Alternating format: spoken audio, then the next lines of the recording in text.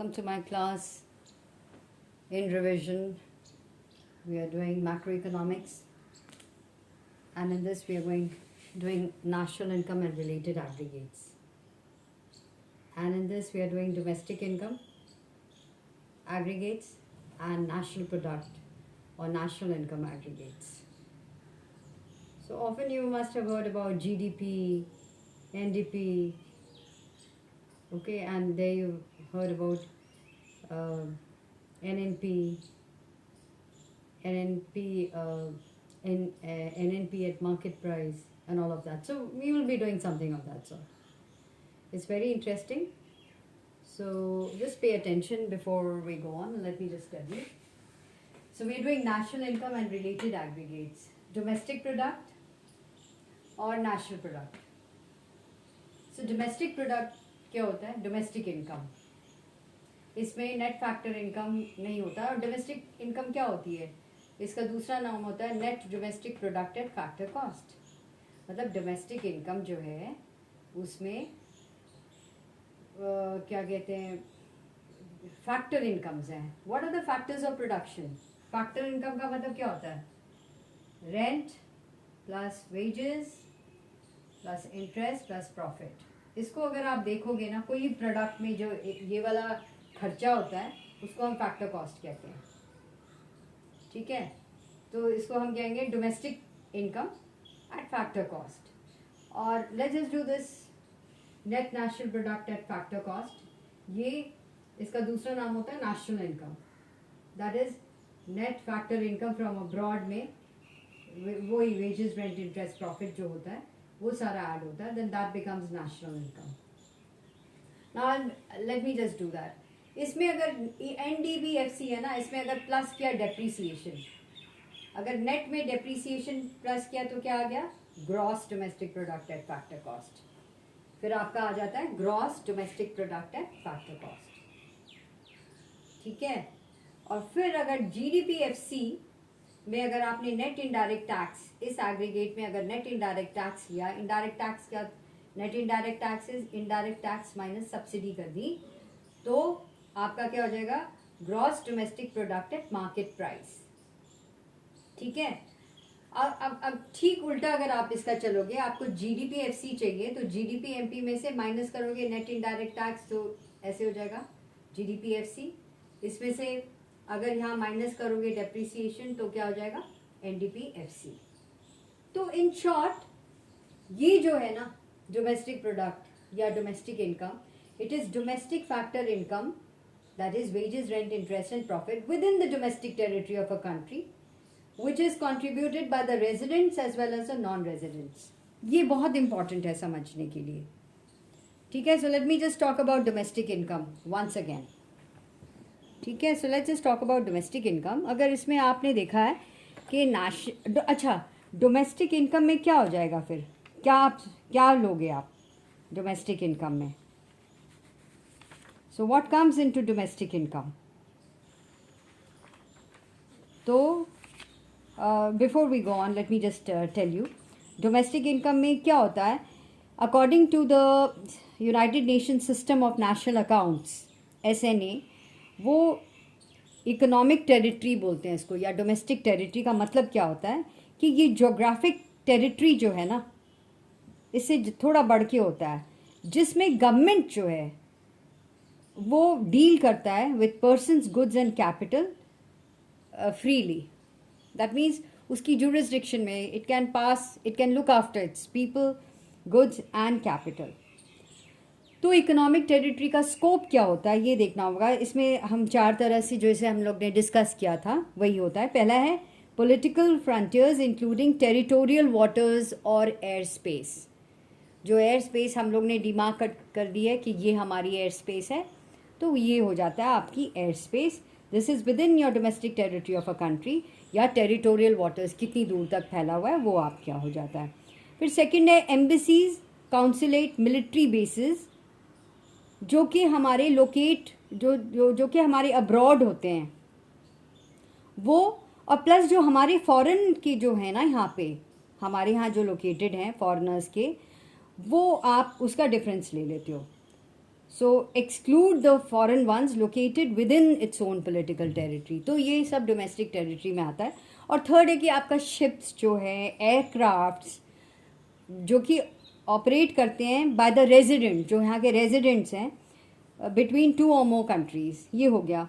और फिर डी अगर आपने ले लिया fishing vessels, oil and natural gas rigs जो हैं, जैसे बॉम्बे हाई है अरेबियन सी में, जो कि हमारे यहाँ के लोग जो पीपल है रेजिडेंट्स इंटरनेशनल वाटर्स में या अदर एरियाज़ में, वो उनको वो एक्सक्लूसिव राइट्स हो और तो उनके जुरिस्डिक्शन में आता है।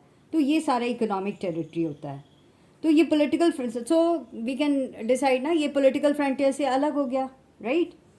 सो कुछ एरियाज जो हैं ये एक्सक्लूड करते हैं एंड कुछ इंक्लूड कर देते हैं अपने पॉलिटिकल फ्रंटियर।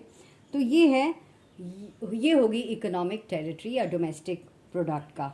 एक बार और मैं कुछ और बता दूं इसमें, just to make it very clear. अगर आप देखोगे डोमेस्टिक इनकम, जिसको हमने एनडीपीएफसी जो आप देख रहे हो, ये होता है कि ये sum total of factor incomes जो है ना, factor incomes, factor of production की इनकम।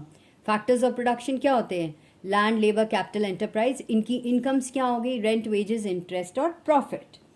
तो ये जो sum total of factor incomes जो है ना, generated within the domestic territory of a country, no matter whoever generates this income, resident भी हो सकता है एंड नॉन रेजिडेंट भी हो सकता है। और इसमें net factor income from abroad नहीं होता, ठीक है।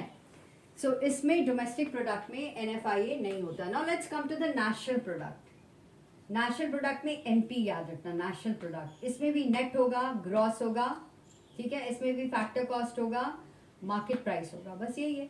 अगर NNPFC है तो इसका मतलब होता है कि डोमेस्टिक प्रोडक्ट में अगर आपने NFIA ऐड करा, डोमेस्टिक प्रोडक्ट में अगर आपने NFIA ऐड करा तो ये बन जाता है नेशनल प्रोडक्ट। और इसके भी एग्रीगेट्स होते हैं, जैसे net national product at factor cost, इसको हम कहते हैं, इसका दूसरा नाम है नेशनल इनकम।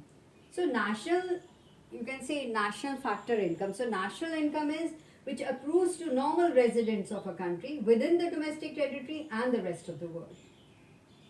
जो फैक्टर इनकम नॉर्मल रेजिडेंट्स को मिलती है, कहाँ पे?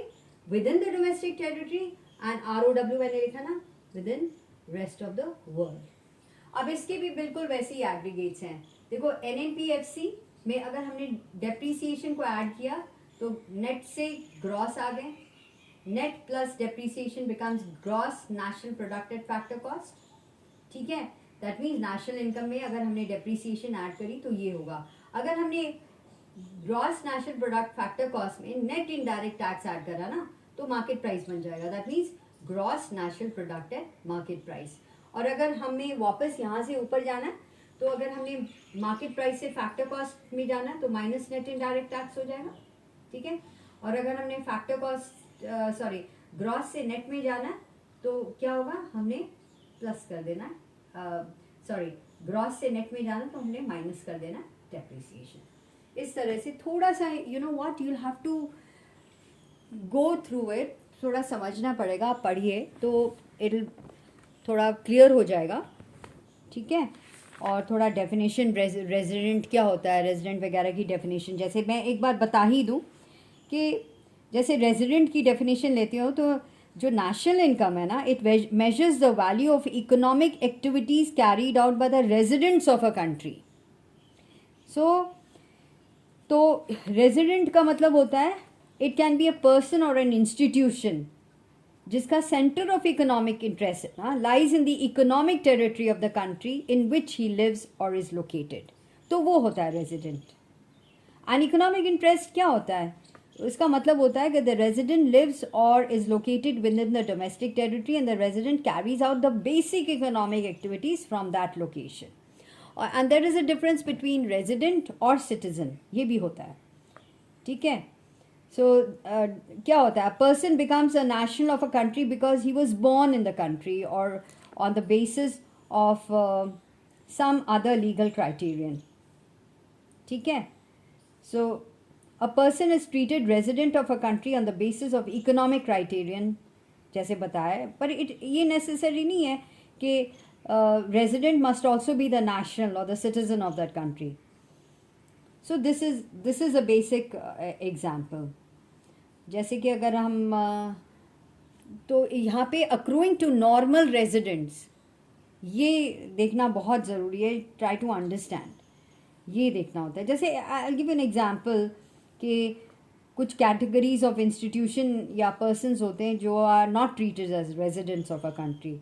जैसे इंटरनेशनल ऑर्गेनाइजेशन, जैसे world bank, world health organisation, वहाँ पे are not treated as residents of any country but are of an international area. ठीक है, I think I have done this, so I am not going to really talk up more about this, but let me just tell you about something about कि यही चीज़ जो aggregates जो हम कर रहे हैं, नेशनल एग्रीगेट्स के बारे में बता दूं कि national aggregate is a major.